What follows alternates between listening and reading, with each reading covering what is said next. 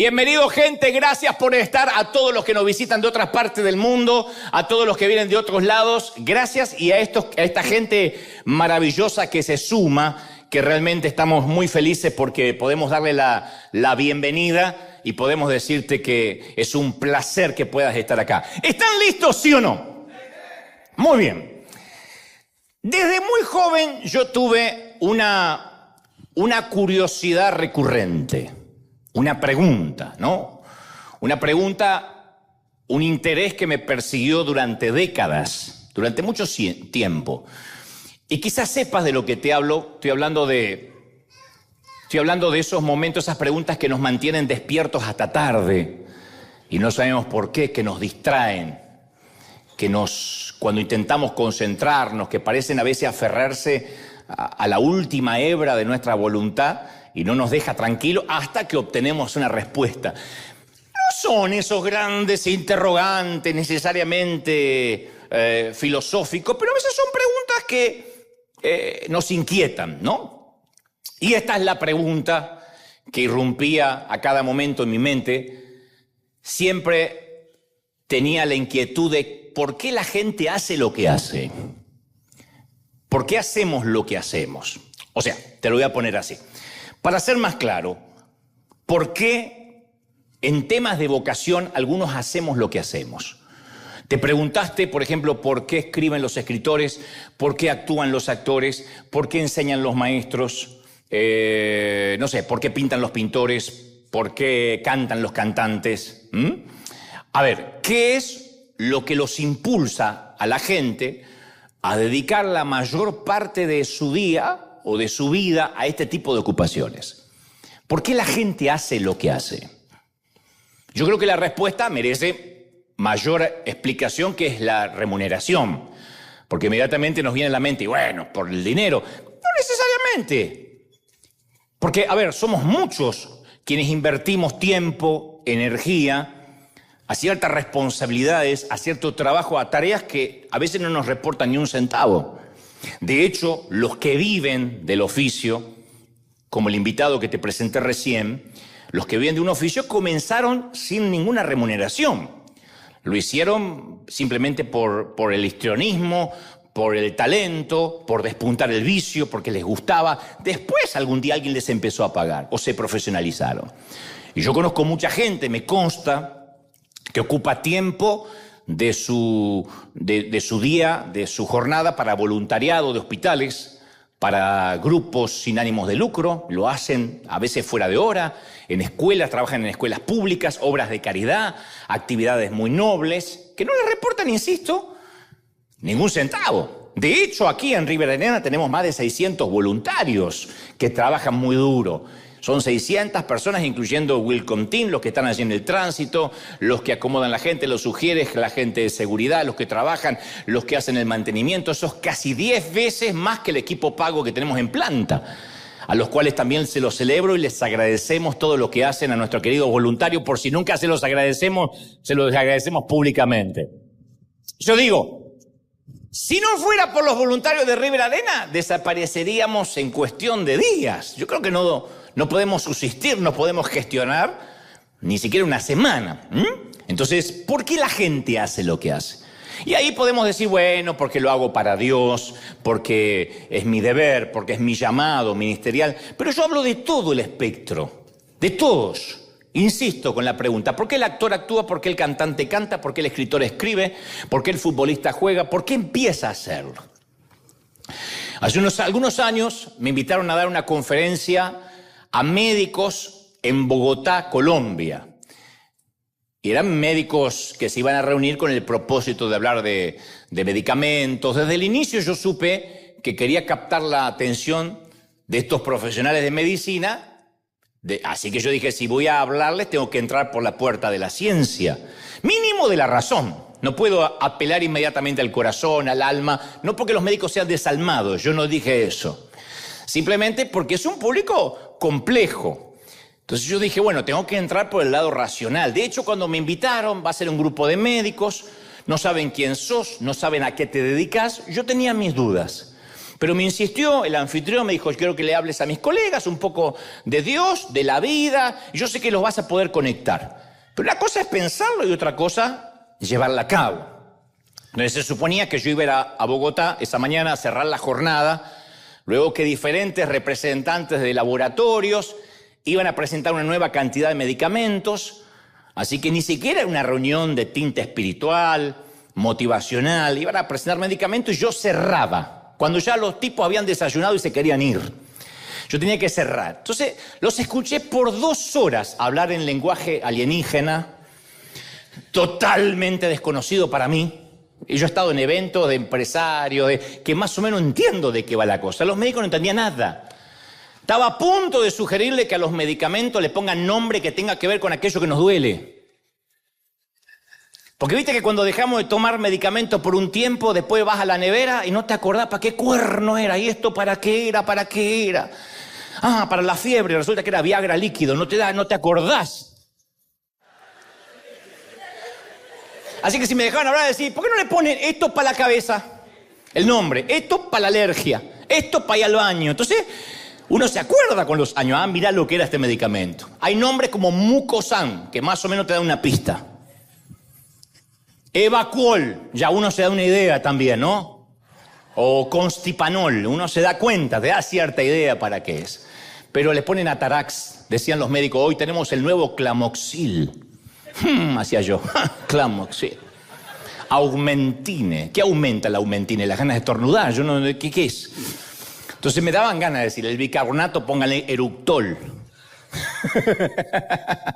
Bueno, y esa mañana presentaban nuevos medicamentos. Me acuerdo que uno dijo, tengo el agrado de presentarles hoy, y dije, ahora me introducen a mí, el nuevo Brisamicolidol destilado de ambramicina con cetanol. Y yo sentía con la cabeza como diciendo, era hora. Ya era hora que hicieran un Brisamicolidol destilado de ambramicina con cetanol. Ya era hora. Puse yo, ya a esa altura estaba asintiendo a todo para hacerme parte de lo que yo hacía. Llega mi turno. Obviamente no les iba a hablar de medicina ni de medicamentos. No digo, insisto, que era un público difícil, pero sí álgido. Porque no se trataba de personas que sabían a lo que yo me dedicaba y me estaban esperando. Nadie me iba a pedir que le firmara un libro, sacarse una foto. Querían irse. Entonces yo tenía unos segundos para captar la atención de ellos, de los galenos ahí reunidos. Así que miré al anfitrión que me decía...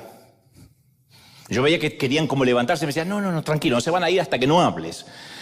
Así que necesitaba racionalizar primero, para luego, en el mejor de los casos, poder darles un mensaje que permee el alma. Pero tenía que entrar por la cabeza. De manera que se me ocurrió que ellos podrían ayudarme a resolver el dilema que me venía atosigando por años. Y les dije, señores, yo sé que se quieren ir, no les quiero ocupar mucho tiempo, pero les voy a preguntar algo sin preámbulos. Por curiosidad, ¿cómo fue que terminaron en el campo de la medicina? ¿Por qué esto? Y en ese momento, al principio, ese público que parecía hostil, un público casi hostil, me comenzó a escuchar lentamente. No todos, pero algunos. La mayoría seguía con su celular. Entonces le digo, todos parecen inteligentes, pero se me ocurre que una docena de profesiones mucho menos exigentes podrían haber sido parte de sus vidas. Podrían haber elegido cualquier otra profesión. Así que les pregunto, ¿por qué esto? Y de verdad, es mi curiosidad como paciente, si se quiere. Porque antes de continuar, permítanme decir que yo no me dedico a lo que se dedican ustedes. Y que me maravilla esa capacidad que ustedes poseen de pasar tantas horas por semana para sanar, para aliviar a gente que no conocen, para vendar heridas ajenas. Pienso yo, digo que tuvo que haber sido una fuerza interior que los metió en esto. No creo que haya sido dinero. Y ahí sí levantaron la vista casi todos. Y digo, y si tuviera que adivinar, yo creo, me parece, perdonen mi torpeza, pero me atrevo a arriesgar que si tuviera que adivinar, es algo interior que es la misma fuerza que lo sostiene hasta hoy. Porque ¿qué otra cosa podría tener tanto poder como para triunfar sobre la presión que genera la industria de la demanda? Que cualquier paciente los puede demandar y pueden perder la licencia para toda la vida, para todo lo que se prepararon y estudiaron. El saber que pueden perder todo por una mala praxis. inconsciente a veces, además de interminables horas de guardia en hospitales públicos sin los insumos necesarios. Entonces dejé que la idea les penetrara en sus mentes, que lo asimilaran, y durante los segundos de silencio noté que algunos ya empezaban a guardar los celulares y por primera vez ahora todos me prestaban atención. Entonces le dije, verán, yo tengo una teoría. No es la teoría, pero es una teoría. Una teoría, tómenla o déjenla, pero quiero presentarla ante ustedes a ver si me ayudan a desasnarme en esto. Y entonces expuse mi filosofía de cuando hierve la sangre, que es una filosofía en la que concluí después de haber visto casos como este. Les dije, ¿cuántos de ustedes entraron a la medicina a causa de una tormenta de frustración? Que es casi literal, eso de que te hierve la sangre. Los médicos lo saben. Por eso usé esa metáfora la primera vez, porque es un aumento de la temperatura corporal denominado hipertemia, que es inducida por un estrés psicológico. Es una respuesta básica que tenemos todos los mamíferos. Todos nosotros somos mamíferos, no me miren así como diciendo, ¿qué pasó? Somos mamíferos. Y el objetivo cuando se calienta la sangre es justamente calentar los músculos para facilitar la lucha o la huida. Es algo que tiene que pasar, literal. Eso que me hierve la sangre no es una licencia poética, no es una metáfora, literalmente. No hierve, pero se calienta. Entonces le dije, tal vez a ustedes les hirvió la sangre, tuvieron una tormenta de frustración. Y quizás esos médicos habían crecido con un padre que sufría una enfermedad crónica y habían visto cómo un ser querido moría a causa del Parkinson, del lupus, del cáncer, de la metástasis avanzada, la leucemia. Quizás habían ellos mismos luchado contra una enfermedad y ahora querían ayudar a otros a lograr lo mismo. Para algunos que hubiesen visto a los suyos pasar por una necesidad porque habían crecido en lugares donde la atención médica no estaba al alcance o era deficiente. Y habrá habido algunos entre esos médicos que perdieron seres queridos a causa de un procedimiento negligente. Así que no importa cómo lo definieran, yo estaba seguro que la mayoría había pasado por una situación indeseable, un momento de frustración que hizo que reaccionaran y dijeran, hasta acá llegué, esto me hierve la sangre, algo tengo que hacer. Pero yo sabía que si pensaban esto, iban a comprender mejor por qué decidieron ser médicos y lo mejor de todo, iban a tomar fuerza para seguir en el juego, para seguir haciendo o transitando esa profesión. Y cuando mi conferencia terminó, porque este fue el inicio nada más, o la punta del iceberg de cómo empecé, se me acercó la mayoría para contarme cuál había sido el momento en que ellos decidieron hacer algo al respecto porque vieron algo mal en la medicina, o en el hospital que se atendieron, o en un ser querido que se les enfermó y no fue atendido como debiera. Y todos, o casi todos, recordaban con precisión dónde estaban y qué pasaba por su mente cuando decidieron llenar la aplicación para entrar en la facultad de medicina. Todo el mundo lo recordó. Sí, ahora que lo dijiste tenés razón. Y a mí me pareció fascinante saber que estos tipos, la mayoría, bueno, había mujeres también, pero sabía que esta gente, independientemente del género, se levantaban por las mañanas y se dirigían al hospital para salvar vidas, para luchar contra una enfermedad, para vendar heridas ajenas, para aguantarse a veces los insultos de los familiares, el menosprecio, la subestimación de otros médicos. Entonces, en realidad a mí me gusta preguntarle esto a todas las profesiones, independientemente de lo que hagan. Cuando estoy con maestros les pregunto, ¿qué te motivó a formar mentes jóvenes? Porque yo vengo de un tiempo donde las maestras no eran maestras por la remuneración, tampoco lo son actualmente porque ganan muy poco, por lo menos en nuestros países. Pero lo hacían con unas ganas. La maestra que yo tenía decía, ¿cómo les va? ¿Cómo les fue las vacaciones? Si después de eso escribías vacaciones con B larga, tenías un diplomado pa' bruto. Porque te lo remarcaba. ¿Qué pasó? Así, era una gramática con patas. Y te lo aprendías. Porque ellos lo hacían con gusto, con placer, ¿no? Con denuedo. Si hablo con bomberos o policías, lo mismo. Les pregunto o indago por qué dedican sus vidas al servicio público, que implica riesgos tan grandes. Hablo con abogados y les pregunto, ¿qué te hace defender los derechos de personas que a veces ni siquiera te pueden pagar. ¿Qué hace que los quieras defender? Y le pregunto a los artistas que dedican su pasión a la pintura, al baile, al canto, y la pregunta que suelo hacerle es, ¿cuándo dejaste de hacer esto motivado por el hambre? Esa era la pregunta que yo hacía siempre en CNN, a cualquier invitado. Podía ser Django o podía ser un actor que recién empezaba. ¿Cuándo dejaste de hacer esto por hambre? O sea, para pagar la renta, para parar la olla. Y me decían, bueno, me acuerdo que ya a los 22 dejé de hacerlo por hambre. Entonces la siguiente pregunta era, ¿y por qué lo seguiste haciendo? Si ya tenías la casa que querías. ¿Por qué seguiste haciendo giras? ¿Por qué seguiste escribiendo libros? Entonces, en lo vocacional, sea que se trate de un gerente, de un comerciante, de un escritor, de un productor, de un ingeniero de sistema, un camionero, un asistente administrativo, un empleado de almacén, el propietario de un negocio, siempre pregunto lo mismo. ¿Qué fue lo que te hizo hervir la sangre y qué te desquició? ¿Qué fue lo que dijo, tengo que hacer algo?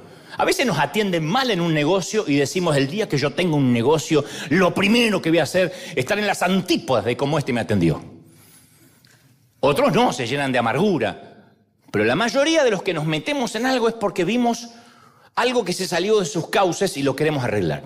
Yo estaba leyendo el libro de Éxodo cuando llegué a un episodio que me llamó la atención de un modo diferente, porque he leído la Biblia desde chiquito, pero nunca me había prestado atención que de pronto Moisés, que fue uno de los más grandes líderes que jamás haya existido, me llamó la atención que logré ver por primera vez la motivación subyacente que actuó como combustible para el logro primario de Moisés, que fue liberar al pueblo de Egipto. Ser líder, liberarlo de la esclavitud.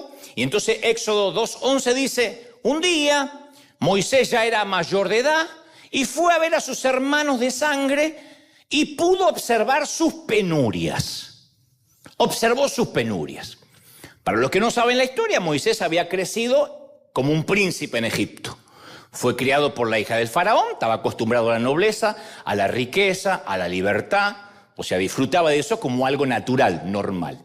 No obstante, a pesar de su entorno de abundancia, él siempre sabía que no era egipcio en realidad, que eso lo tenía de regalado. Era hebreo de nacimiento, un judío que vivía como egipcio, pero no lo era. Así que cuando el texto habla de que vio a sus hermanos, estaba refiriéndose a sus compatriotas de sangre hebrea, que fueron esclavos durante más de 400 años. Entonces, en esencia, el faraón tenía sus terratenientes que levantaban una economía floreciente en el país a base de los esclavos judíos, en las espaldas de los esclavos judíos. Ahí no había ética de trabajo, no había unión, no había sindicato. Tenían que construir ladrillos todo el tiempo para los proyectos majestuosos y ampulosos del faraón. Y en ese contexto lo encontramos a Moisés, que va caminando el tipo, y de pronto ve, además de la opresión repulsiva, que eran objeto lo suyo, ve y se torna peor cuando ve a un egipcio maltratando a un hermano suyo del pueblo judío. Maltratándole, pegándole, dándole latigazos. Entonces, Moisés dice, ya es mala la situación, son esclavos, los tipos, no tienen dignidad, le arrancaron todo. ¿De verdad hace falta el abuso físico, che? ¿De verdad? Y se pone loco, se le vuela la paloma y le bajan los buitres. Se le quedó el moño virado, dirán los cubanos. Se le quedó el moño. Y Moisés no tolera semejante nivel de injusticia, no lo tolera. Y de repente algo dentro de él se rompe, no lo aguanta más. Se tira sobre el egipcio, se genera una escaramuza y termina matando al egipcio. Y él, horrorizado, que no puede creer que era capaz de semejante tamaña violencia, lo esconde en la arena y escapa. Entonces era obvio que Moisés había sufrido una implosión. Le hirvió la sangre. El abuso, la opresión, la explotación de sus compatriotas por el poder egipcio le había hecho perder la cordura. Entonces el tipo estaba en una situación límite, estaba al borde de su fuerza emocional. Y dijo, estoy harto de esto, estoy desquiciado, me encoleriza. Y más adelante, en el libro de Éxodo, en el mismo libro, Moisés tiene una plática con Dios frente a un arbusto que no deja de arder. Y Dios le dice algo así como, Moisés, yo entiendo la ira que sientes. Yo entiendo, vi la misma miseria que viste en Egipto. Oí el clamor de los hebreos, sentí la angustia. Entonces lo que vos viste, lo que sentiste cuando el egipcio maltrataba al hebreo, yo también lo vi y lo sentí. Y quiero que sepas que odio el dolor y odio el sufrimiento y la opresión tanto o más de lo que la odias vos, de lo que la odias tú. Y justamente estoy buscando un tipo como tú, que le hierva la sangre como a mí, porque le quiero dar cauce a esa tormenta huracanada que está dentro tuyo. La quiero canalizar en algo positivo. Vamos a usarla. Esa es tu emoción primitiva. Y yo creo que alguien con esa capacidad de acción te hace un activista. Te hace una persona que no puede permanecer impávido ante la injusticia. No puedes permanecer impávido ante la crueldad. Entonces voy a tomar esa frustración dentro tuyo y la voy a transformar en capacidad de liderazgo. Vas a liderar a mi pueblo. No me pidas más perdón porque te hirvió la sangre. Voy a usar que te hirvió la sangre. Alguno con el carácter podrido dice, ay, qué bueno. No, pero déjenme avanzar. Le hirvió la sangre por un motivo noble. Yo le he preguntado a las personas que conozco, a varias personas, insisto, ¿por qué se involucraron con cosas que les lleva tiempo, energía y dinero? Y les pregunto cuáles fueron las experiencias que los impulsaron a hacer lo que hoy hacen. Y mi teoría se confirmó. La teoría es que creo que la razón que motiva que millones de personas hagan algo bueno es que hay muchas cosas que están mal en este planeta. Muchas cosas. Y ausencia de maldad no es bondad. No hacer nada no significa ser una persona buena. No meterse no es ser una persona buena necesariamente. De hecho, hay cosas que están tan mal que hay gente que no lo puede soportar, le hace hervir la sangre. ¿Hay alguien aquí que le hierve la sangre, sí o no? Con cosas de decir, yo no lo aguanto. Que pasaste por momentos tormentosos de frustración. Entonces dedicaste tu vida para tratar de enmendar, de resolver, de arreglar las cosas. Nadie puede cambiar el mundo solo. Pero todos los que estamos involucrados en cosas que nos demandan tiempo, energía y dinero, es porque algo nos molestó. Entonces, en esa encuesta informal que yo hice, los catalizadores que encontré en las personas son muy diferentes, pero el común denominador es que aquello que hacen está íntimamente ligado a una frustración que les encendió un fuego y hoy la llama no se les apaga. Lo que nos suele romper el corazón sucede para que hagamos algo al respecto. Si algo te rompe el corazón es por algo, cuando es un patrón. No estoy hablando de mirar la novela Univisión y si me rompió el corazón la Rosa de Guadalupe, no, sino cuando algo se mantiene. Y todo comienza cuando encontramos eso que es un patrón en nosotros y que toda la vida consecuentemente nos ha molestado. Hay algo que te molestó toda la vida y te sigue molestando. Yo sé que hay gente que le molesta todo, pero estoy hablándole al que le molesta una sola cosa. Hoy juntos vamos a ver qué es lo que te molesta. Dicho esto, un par de aclaraciones, dos aclaraciones a saber. ¿Me siguen? ¿Sí o no? ¿Sí o no? Dos aclaraciones a saber. La primera tiene que ver con un axioma. A saber, insisto, aquello que nos hace hervir la sangre siempre revela algo dentro nuestro, siempre. ¿Qué te hace hervir la sangre? Es crucial saber eso. Ustedes me están diciendo, sí, ya lo dijiste. No, lo voy a decir otra vez. Aquello que te hace hervir la sangre revela algo dentro tuyo. ¿Por qué me molesta lo que me molesta? ¿Por qué te molesta lo que te molesta? Porque te pueden molestar cosas por tu falta de perdón, rencoroso que todo te molesta. Te pueden molestar cosas por envidia, por inseguridad, por tu orgullo, por nuestro orgullo, por no poder tener el control de lo que otros piensan de nosotros, por no poder manipular a un hijo, por no poder manipular a un cónyuge, porque no nos dan el crédito, porque no nos honran, porque no nos reconocen. Nos pueden molestar, hay gente que le molestan las migas que caen de la mesa o la copa que se rompió y hace un escándalo. ¡Ay, la copa! Y le molesta, a mi mamá era así, te psicopateaba por un vaso. ¡El vaso! Y lloraba, ¿qué pasó, mamá, el vaso? Y se ahogaba. Y ella le molestaba eso. Pero eso no es, ay, me hace hervir la sangre y voy a reponer los vasos del mundo. No, le molestaba de compleja que era. Entonces, a Caín le molestó la ofrenda de Abel. A Jonás le molestó, le hizo hervir la sangre tener que obedecer a Dios. A Judas le súper molestó que se desperdiciara perfume. En ese caso, ojo, vamos a dejarlo en claro, esa clase de enojo manifiesta un defecto de nuestro carácter. No es lo que estoy hablando. Si tengo humildad, lo voy a corregir, voy a trabajar en eso, voy a modificarlo. Entonces es posible que esas cosas ya no nos molesten más si es que decidimos sanarnos. Ok, sí, a mí me molesta todo. Hay gente que le molesta todo. Hay gente que vive molesta, que se levanta con el pie izquierdo. Buen día. ¿Es así?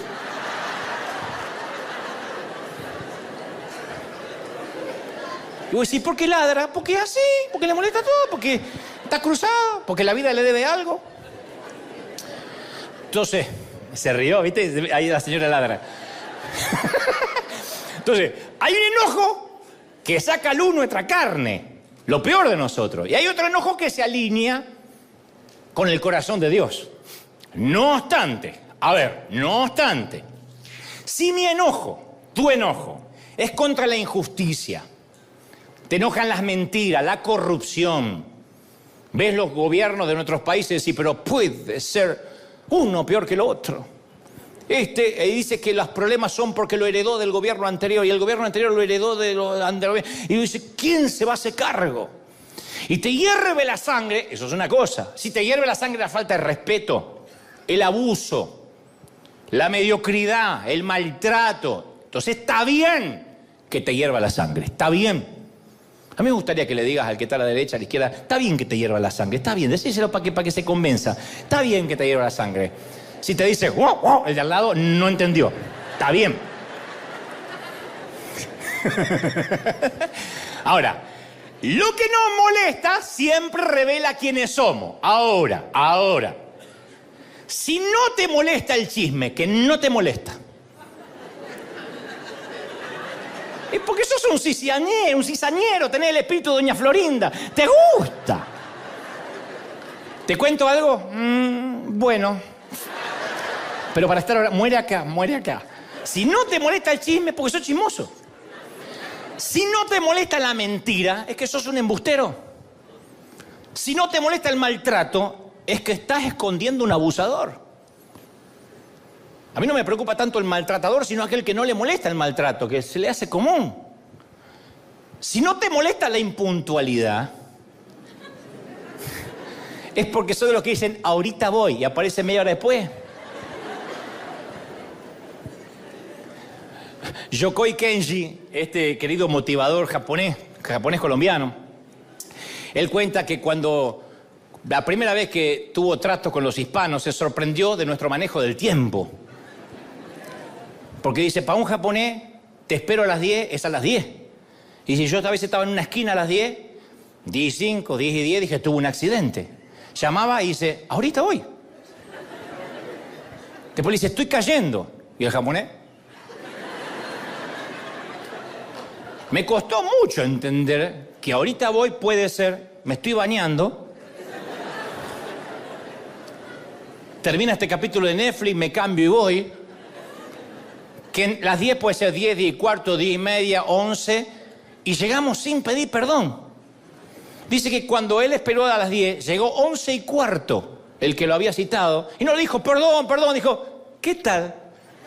Como diciendo, qué bueno que nos encontramos puntual. Bueno, si no nos molesta la impuntualidad es porque no respetamos el tiempo ajeno. Si no nos molesta la mediocridad es porque somos unos ordinarios. Si no te molesta el desorden y la suciedad, es porque eres un... Yo no lo dije, lo dijeron ustedes. Si puedes caminar así entre los calzones y a ver... ¿Y este calzón de quién es? ¿Está limpio o está sucio? Ya estás perdida. Si no te molesta el desorden, no pasa tu hervidera de sangre por ahí. Te gusta el desorden. Si no te molesta tu suegra, es porque está muerta.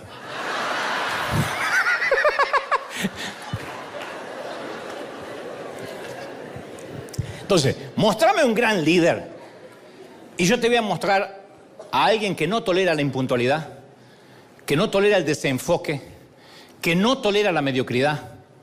Mostrame una gran mamá que ha hecho un buen trabajo con sus hijos y te voy a mostrar a una mujer intolerante con la falta de respeto. No permite que los hijos hablen como un corsario, y eso no es ser moderno, como si fuera un callejero en la mesa. No permite los pleitos, no permite que un hermano hable mal de otro hermano. Mostrame una gran mamá y yo te voy a mostrar una mamá intolerante a que un hermano ensucie al otro hermano o se insulte delante de los padres. Intolerante. Yo puedo decir que tenía una buena mamá porque era intolerante a esas cosas, pero a veces nos dejaba que nos matáramos. Yo decía, ¿qué pasó, mamá? Y no se metía. Entonces somos los que somos por lo que aprendimos a tolerar y por aquellas cosas que no estamos dispuestos a tolerar nunca. Never. Estoy aprendiendo el inglés británico. La segunda aclaración al respecto. La primera es eso. Porque uno dice, yo me enojo por todo eso. No estoy hablando de eso. La segunda es diferenciar lo que nos molesta con la creencia de que hay que ser feliz con todo. Porque, a ver, algunos están preguntando, ¿y dónde queda eso de que hay que contentarse, de que hay que buscarle las cosas lindas a todo, de que hay que estar feliz? ¿No se supone que debo ser feliz y no enojarme?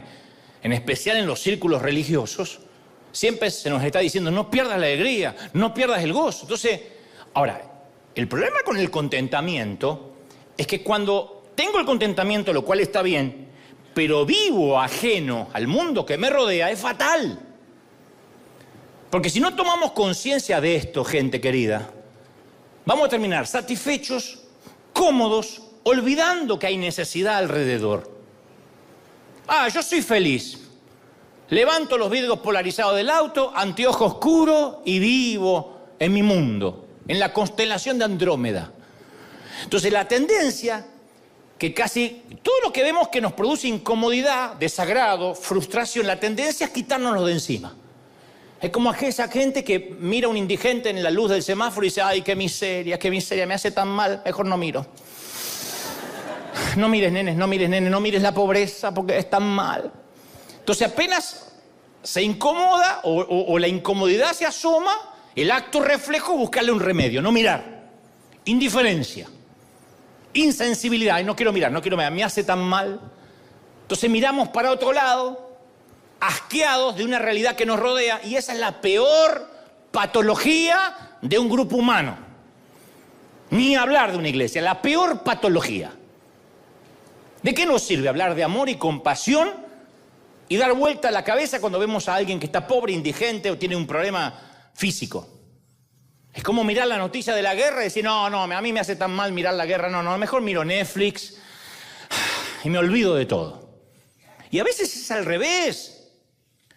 Es pedirle a Dios un rumbo claro sobre qué acción tenemos que tomar, a ver si podemos aportar algo para cambiar eso. No vamos a quitar los pobres del mundo. Jesús dijo, los tendréis siempre con ustedes. Pero eso no significa que los ignoremos. Si algo te estruja el alma, si te estruja la miseria, la pobreza, en serio te digo, la solución es acercarse a la pobreza.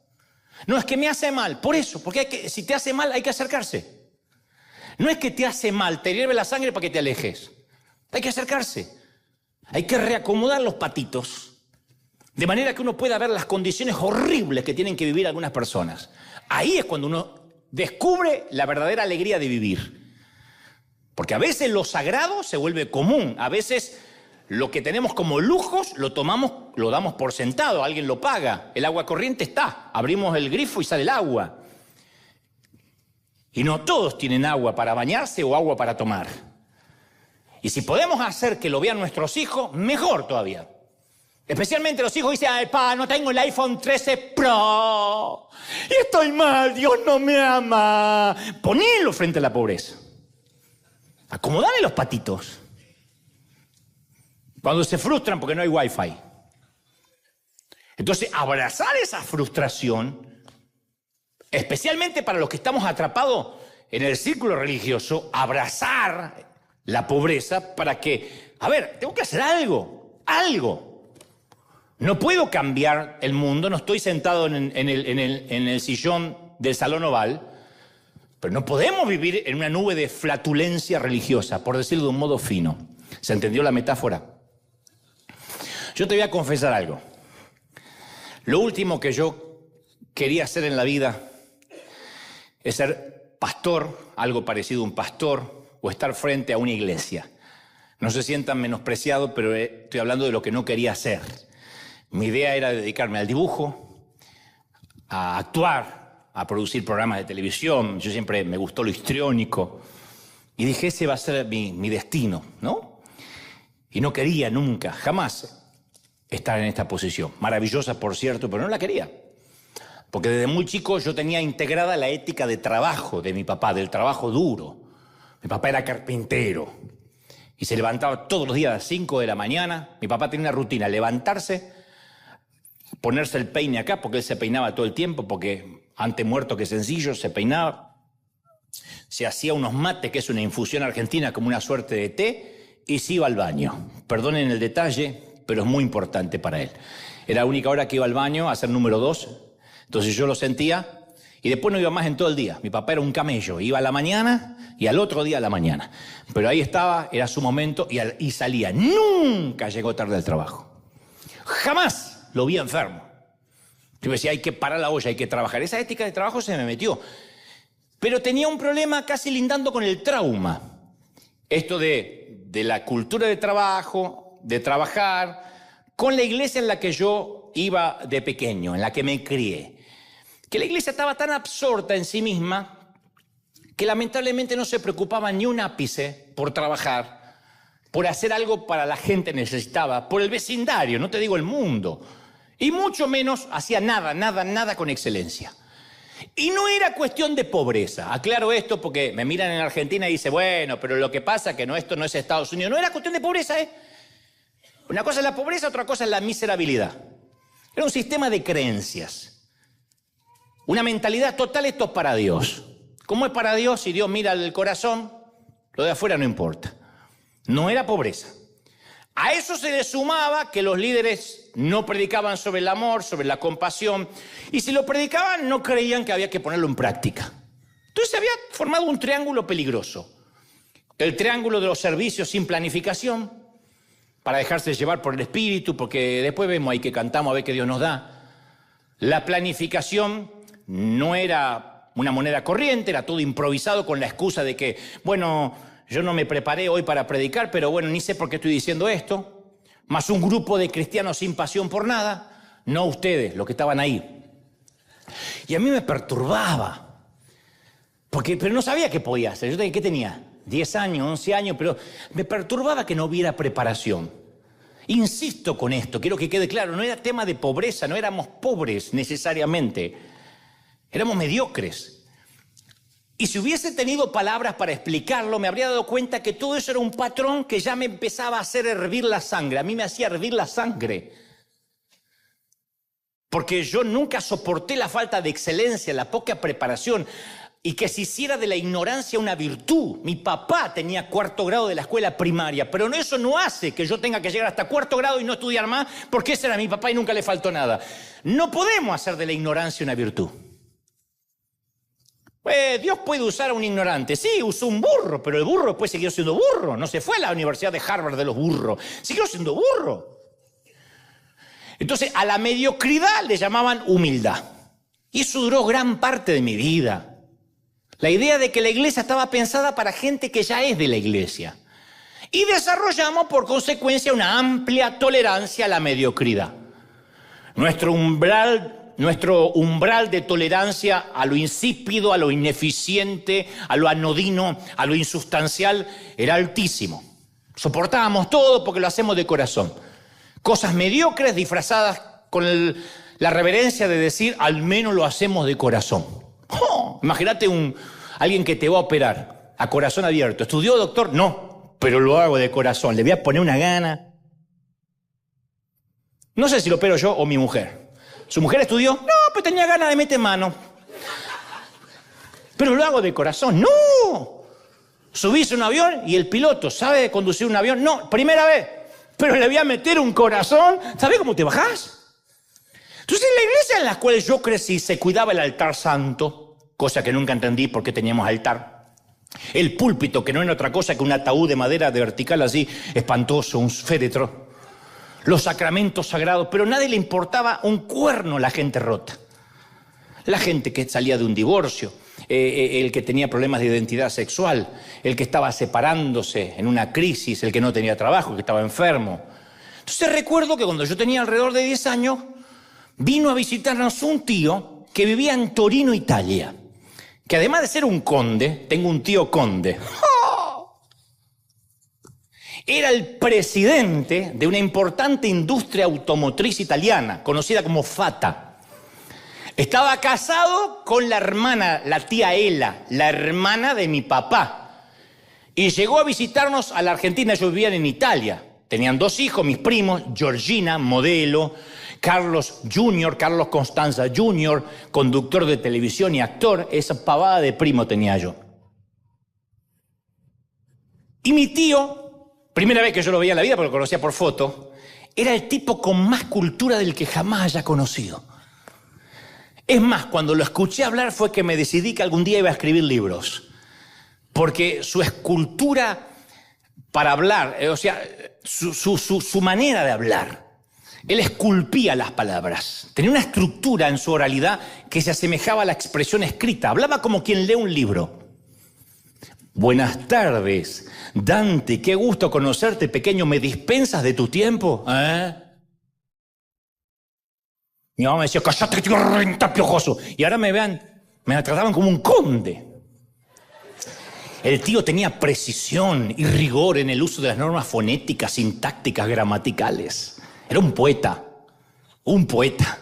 una riqueza léxica. ¿Viste esa gente que tiene una riqueza léxica que emplea el término preciso en cada situación comunicativa? Estaba con sus hermanos, que era mi papá, los otros tíos, que ninguno había estudiado, y era Tarzán y los simios.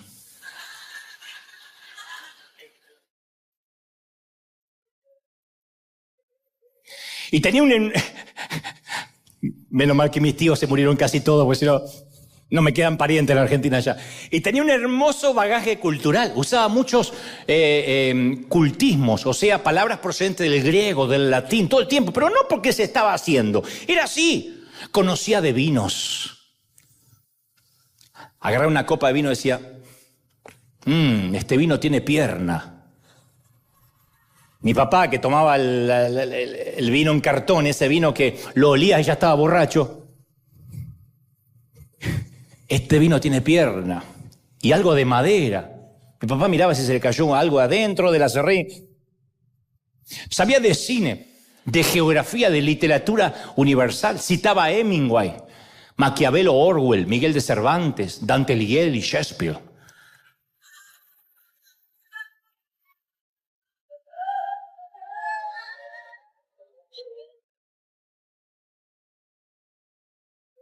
Díganme que saben quién es Dante Alighieri, porque si no... Y cuando quería distenderse, leía lo que él llamaba libros de playa, de verdad. Me traje unos libros livianitos, ya porque no se iba a traer literatura universal en el avión.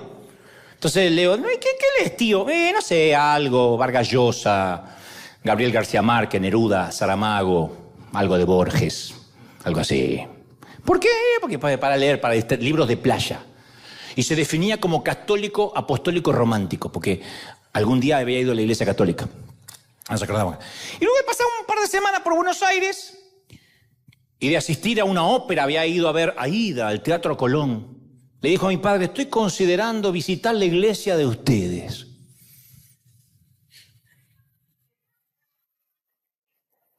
Se le había despertado el interés por investigar cosas espirituales. Lo recuerdo como si fue ayer. Cuando le dijo a mi padre que nos querías visitar, mi padre instintivamente buscó excusa para decir, no conviene, no, a Dios se lo encuentra en cualquier lado. No queríamos que venga, no, que se vaya al infierno con dignidad, pero que no venga a la iglesia. Yo mismo razonaba, si este hombre, tiene una mínima chispa de interés espiritual, se le extingue en menos de 2 horas. Lo vamos a vacunar contra Dios. Es la Pfizer contra Dios. La única esperanza que conozca a Dios es que jamás se acerque a nuestra iglesia. Entonces teníamos que asegurarnos de que se le vaya esa idea. Quiero decirle, no. Porque a ver, mirá si venía a la iglesia y justo era el aniversario de bodas del pastor. O el cumpleaños de uno de sus hijos. Porque mi pastor tenía como 8 hijos, no había Netflix, como 8 hijos. Y se le festejaba el cumpleaños, cada domingo le tocaba. O la celebración, la conmemoración de la muerte de su suegra, se celebraba. Y si ese día venía el nuevo convertido, no era un servicio normal. Pasaban un PowerPoint con las fotos de la familia, repartían un pastel, nadie predicaba, así que era estéril llevar al tío un día así. Luego había que averiguar si el pastor no estaba de viaje, lo cual no era lo peor. Lo peor es que cuando el pastor se iba de viaje dejaba a un muchacho para que se vaya fogueando. ¿Usted quería predicar? Sí, predique. Nunca pensaban en quién estaba por primera vez. Decían, acá no somos un ministerio unipersonal y le damos oportunidad a todos. Pero si ese día invitabas a alguien que tenía 2 dedos de frente y tenías un neófito predicando acá, maltratando a la gente, te querías suicidar junto con el invitado, no venías más. Teníamos que averiguar que ese día no cantaran los desafinados de siempre. Lo que decían, no escuchen mi voz. Escuchen la letra. Desgraciado, repartir la fotocopia con la letra y ahorrarnos el ladrido.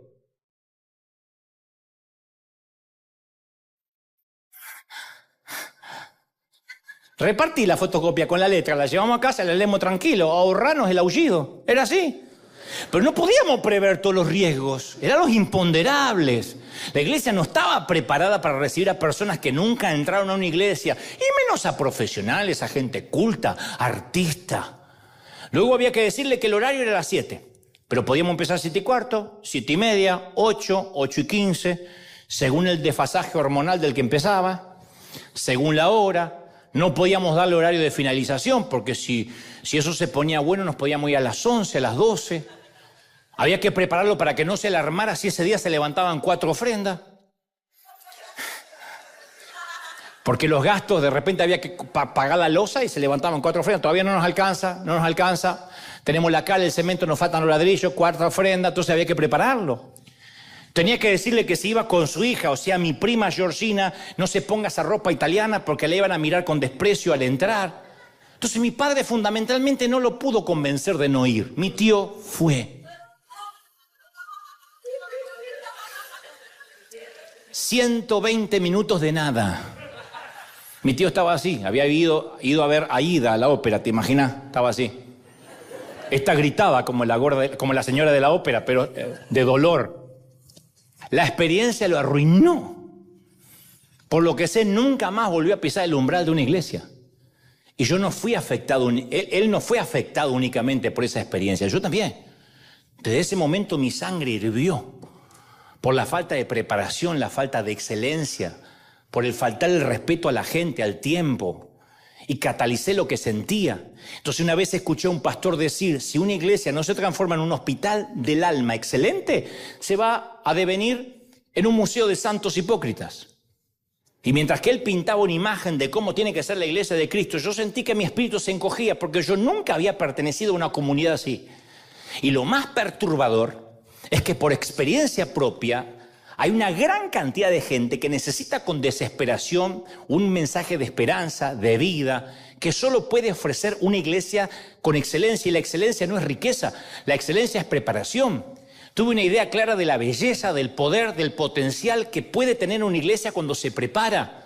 Y supe entonces, de algún modo extraño, que algún día tendría la oportunidad de estar ante una nave insignia, con mensajes planificados, con música mínimamente ensayada. Y yo dije, si en Broadway, algo tan fútil como Broadway, ensayan y no se permiten la mediocridad, ¿cuánto más nosotros que supuestamente decimos que tenemos a Dios?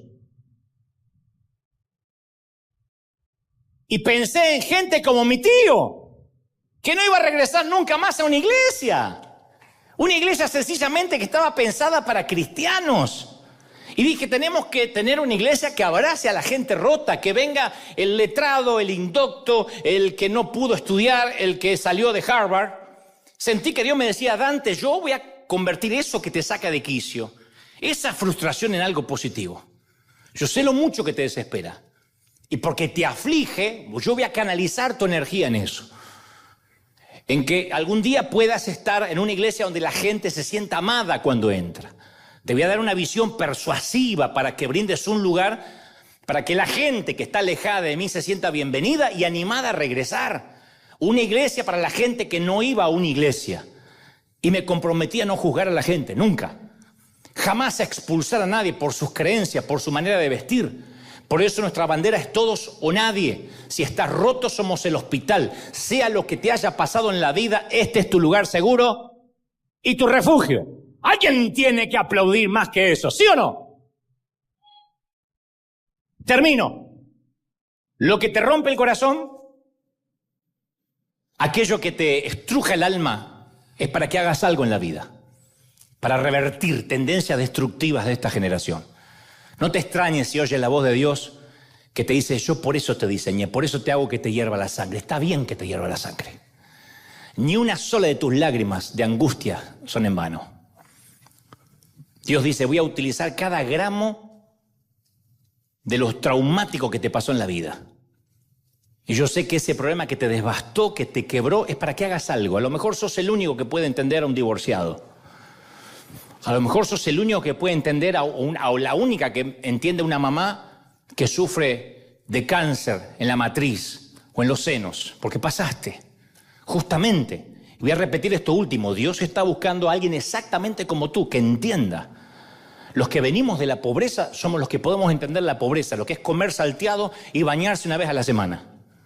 Y no por sucio, sino porque no había agua. Entonces, cuando uno ve gente que sufre en el planeta, tiene que saber que es gente que sufre y que también entristece a Dios, de manera que podamos nosotros hacer algo. Hay algo que nos hierve la sangre, hay algo que hierve la sangre y que lleva escrito mi nombre. A mí me hierve la sangre, entre otras cosas, la falta de excelencia. No somos los mejores, pero hasta donde la mente me da, yo sé que soy intolerante a la mediocridad. Entonces hay algo ahí afuera que espera que Dios haga algo, que espera a Dios que hagas algo. Hay algo ahí afuera que necesita movilizarte. Y esa va a ser tu música, esa va a ser tu canción interior, tu banda sonora por el resto de la vida. Será lo que te mueva y será lo que te haga estremecer. Pero eso ahí afuera, que te hierve la sangre, no es para que des vuelta la cara, ni para que subas los vidrios espejados o polarizados, sino para que hagamos algo. ¿Estamos de acuerdo, sí o no? Tony Campolo, esto lo conté hace unos años y es mi historia favorita, te la voy a regalar antes que te vayas, por la misma ofrenda. Es una historia cortita pero magnífica.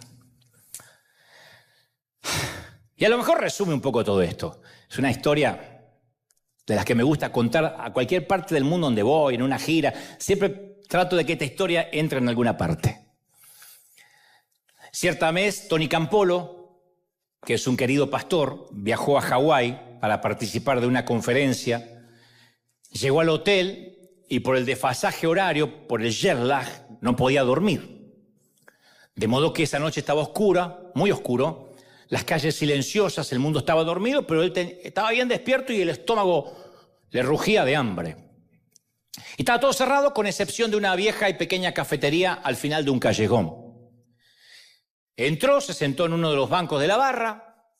De pronto entraron hablando fuerte y riéndose escandalosamente 8 prostitutas muy llamativas, muy extrovertidas. Venían de terminar su día laboral. Se sentaron en la barra y al instante Tony Campolo se encontraba incómodamente rodeado por un grupo de prostitutas que fumaban, decían malas palabras. De repente, la chica que estaba al lado de él le dice a su compañera, a su supuesta amiga, dice: ¿sabías que mañana es mi cumpleaños? Cumplo 39 años. A lo que la compañera en tono de burla le dijo: ¿y qué espera? ¿Una fiestita de cumpleaños? ¿Qué querés, que te consiga un pastel? ¿Que te cante el cumpleaños feliz? Y esta que cumplía años al día siguiente dice: ¿por qué sos tan mala? ¿Por qué me rebajas así? Estaba diciendo que era mi cumpleaños nada más. No pretendo una fiesta. ¿Qué me va a hacer una fiesta si nunca jamás en la vida me celebraron una? ¿Me la van a celebrar ahora con lo que me dedico? Y al escuchar estas palabras, el pastor tomó una decisión. Se quedó, esperó que las mujeres se fueran. Inmediatamente después le preguntó al tipo de la barra: ¿Ellas vienen acá todas las noches? Y con una voz muy ronca, el tipo del bar le dijo, sí, cada noche. ¿Y la que estaba acá sentada al lado mío? Ah, esa es Agnes. Viene todas las noches, no falta nunca. Pobrecita, no sabe la vida que tuvo. Y el pastor dice, ¿no cree que le podemos organizar una pequeña fiesta de cumpleaños acá en la cafetería? Y el tipo dice, ¿sabes? Parece buena idea, porque Agnes es buena gente, ¿eh? Siempre está tratando de ayudar a alguien y nadie nunca hizo nada por ella. Así que hicieron planes. Y el pastor le dijo que regresaría al día siguiente con artículos de decoración para cumpleaños. Decoraron el lugar para que se viera bien. Y el dueño del bar había contado en la calle que esa noche iba a haber fiesta a las 3 de la mañana con todas las prostitutas de Honolulu.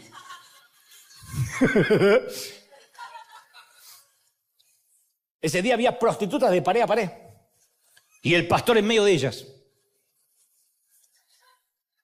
A las 3:30 de la mañana.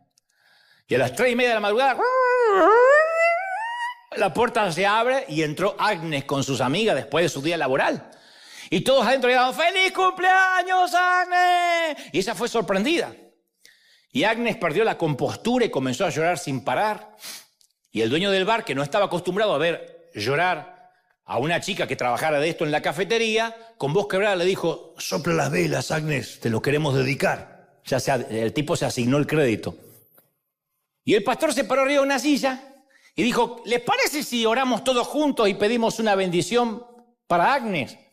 Y en esa cafetería vieja, herrumbrada y sucia, la mitad de las prostitutas de Honolulu lo escucharon orar a las 3:30 de la madrugada por Agnes, por su salud, por su salvación. Le pidió a Dios que cambiara su vida. Le pidió a Dios que sanara su corazón. Cuando terminó, el dueño del bar se acercó y medio con voz hostil le dijo, nunca me dijiste que eras un predicador. ¿A qué clase de iglesia vas? Y Campolo le dice, yo voy a la clase de iglesia que le hace fiestas de cumpleaños a las prostitutas a las 3:30 de la mañana. Y el hombre del bar se queda pensando, escuchá, y le dice, no, eso no puede ser. Si hubiera iglesias así, yo asistiría a una. Yo quiero iglesias así. Y justamente por gente como Agnes, o gente como mi tío, que vino de Italia, gente que nunca iría a una iglesia, es que a mí me hierve la sangre y decidí hacer algo. Campolo dice, hago esto porque no encuentro una sola iglesia que haga esto. Entonces, en algún punto del camino, aquello que un día nos hace enojar, nos va a motivar a hacer algo al respecto y decir, yo nací para esto. Y cuando lo digas, quizás Dios mire por el hombro de un ángel y diga, hey, ahí tenemos otro Moisés. Vamos a celebrar, señores. Vamos a celebrar aquello que nos hace hervir la sangre. Vamos a darle un aplauso grandísimo al Señor de señores, al Rey de reyes. Dale un aplauso grande, grande, grande. Por eso que nos hace hervir la sangre, por eso maravilloso que nos conmueve, que nos estremece. Alguien tiene que aplaudir más que eso. ¡Arriba, gente!